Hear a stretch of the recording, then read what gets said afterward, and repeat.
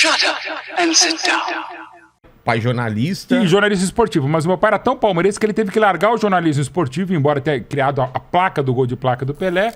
Ele não conseguia ser minimamente isento, imparcial, objetivo. Explica essa do criou o gol de placa do Pelé. Ele não criou a expressão, mas ele criou a placa do gol. Ele trabalhava no Sport em 6 de março de 61, quando o Pelé fez o gol magnífico lá no Maracanã. Aí ele pegou e teve a ideia, junto com o chefe dele, Walter Lacerda, do jornal O Esporte de São Paulo, falou, pô, esse gol é tão lindo que merece uma homenagem.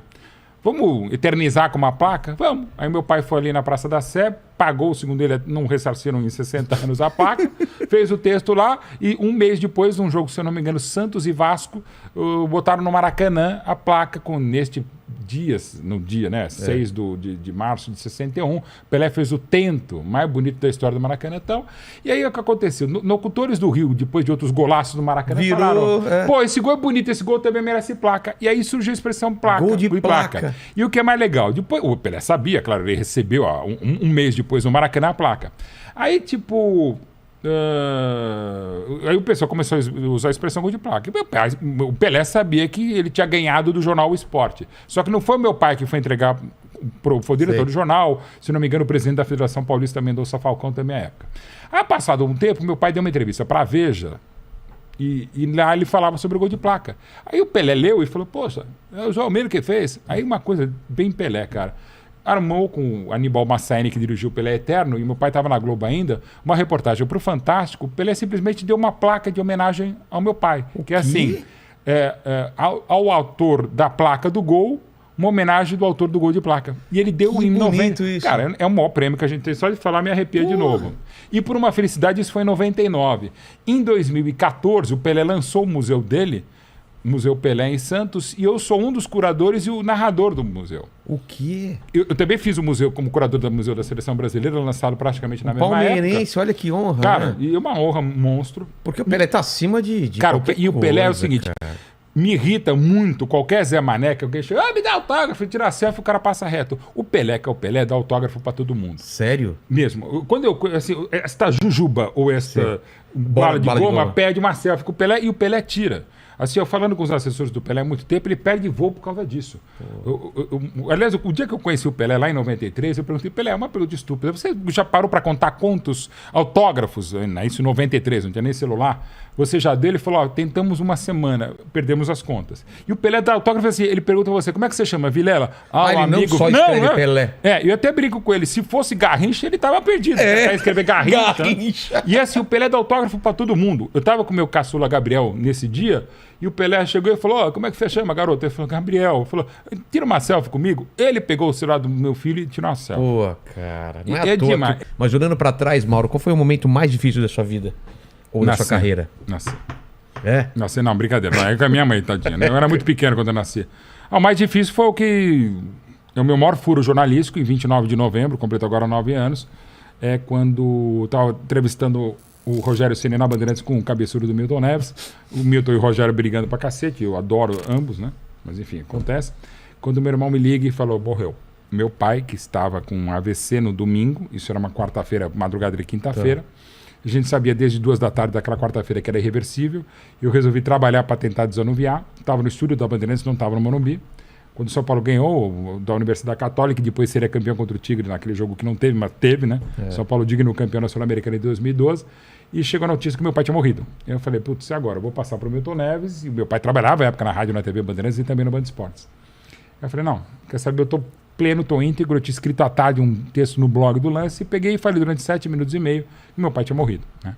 Então, só depois de uns 3 dias, quando me ligaram da Itália para dar uma entrevista, como é que é dar a notícia da morte do próprio pai no ar, que eu vi o tamanho da dimensão da coisa. Que eu já tinha sentido a Globo, o próprio Luciano Huck, o SBT, Rede TV, a própria Bandeirantes, quase todas as emissoras botaram a minha transcrição na íntegra de 7 minutos e meio falando da morte do meu pai. E até hoje eu falo, Cacilda, né? Já aconteceu várias histórias muito bacanas. Uma vez na Copa de 2014, eu pela Fox, eu fazendo check-in em Brasília para Portugal e Gana, a mulher, quando um monte de jornalista entrando lá no hotel, aí eu dei o meu nome, ela só anotando, eu falei, Mauro Betting.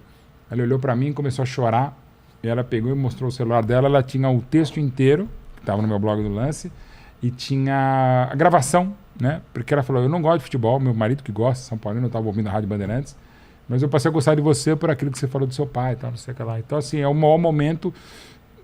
Você vê como a vida é assim. Eu que sou famoso, por trabalhar muito, o meu maior momento profissional, mais difícil, é justamente o mais triste da minha vida, que é anunciar a morte do meu próprio pai. E você teve a dimensão dele só depois, ou você já tinha essa dimensão enquanto A gente sabia que ele era vivo? muito respeitado, mas a gente não sabia que ele era tão querido. Então. Foi uma comoção nacional até hoje, e até agradecendo a todas as manifestações até hoje, mas principalmente no primeiro ano era uma coisa complexa, porque as pessoas me reconhecem, de modo geral, né? E muitas passaram a me reconhecer também, quem eventualmente que não era do esporte não me conhecia. As pessoas paravam. Teve um cara que quase morreu atropelado na Avenida Santa Amaro porque queria me abraçar em nome do meu pai. Pô. E às vezes até tentava esquecer, mas eu não conseguia esquecer. Né? Eu estava lá. Mas aconteceu já algumas coisas, você pegando rapidinho isso aí.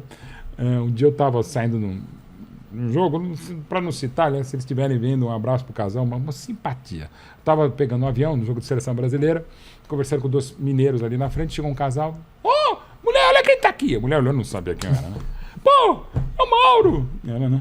Mauro Betti, filho do João Mira. Ah, que bom, tudo bem, não sei o que lá. Pô, a gente tava aqui na cidade, fora do país e tal. Tô visitando a minha filha e estamos voltando pro Brasil. Olha, a gente adora o seu pai, a gente ama o seu pai. Ele e o Boechat, outro craque maravilhoso. E falando do Boechat, falando do meu pai, ó, uma pena que a gente ficou esse mês aqui fora do Brasil, mas hoje a gente vai voltar, hoje à noite. O que a gente vai fazer? A primeira coisa que a gente vai voltar quando chegar em casa à noite. Vamos ver o Jornal Bandeirantes. Que legal. Porque a gente não perde um jornal da Band. Toda noite a gente tá vendo o Boechat e o seu pai. Meu pai tinha morrido 10 meses antes. Os 2 caras que estavam ouvindo a história, eles foram se afastando, e eu, um casal super simpático, não perdia um programa. E é interessante que eles amavam meu pai, só que não tinham percebido nesse ano inteiro que meu pai estava meio que ausente E não foi substituído, ele tinha morrido 10 meses. Exatamente. Não, só te perguntar do Davidson se ele falou lá o lance da falta do juiz lá nele. Então, o que ele falou? Eu perguntei, tá até no nosso palestra... Tá ligado, né, mandíbula? Não, eu achei que ele tinha feito pra provocar ainda. Não. Eu acho que ele achou que tinha um jogador atrás, não é? Ele deu entrevista pro nosso palestra pela primeira vez, tá hoje, nessa quinta-feira, lá no NP, no nosso portal.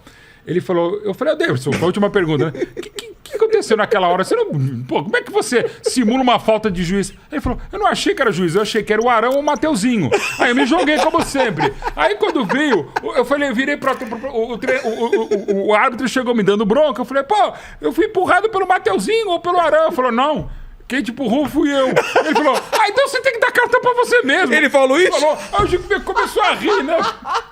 Cara, ele é gênio. Cara, que gênio. Não, e mal tocou nele, né? Não, e mesmo se tivesse tocado, você olha fio pro Davidson, ele cai. O juiz dando um amarelo pra ele mesmo. Até os caras do Flamengo tá meio que rindo, meio que impossível. É um menino maluquinho, um coração gigante, né? Porque deu isso que me interessa. Qual a história desse cara, entendeu?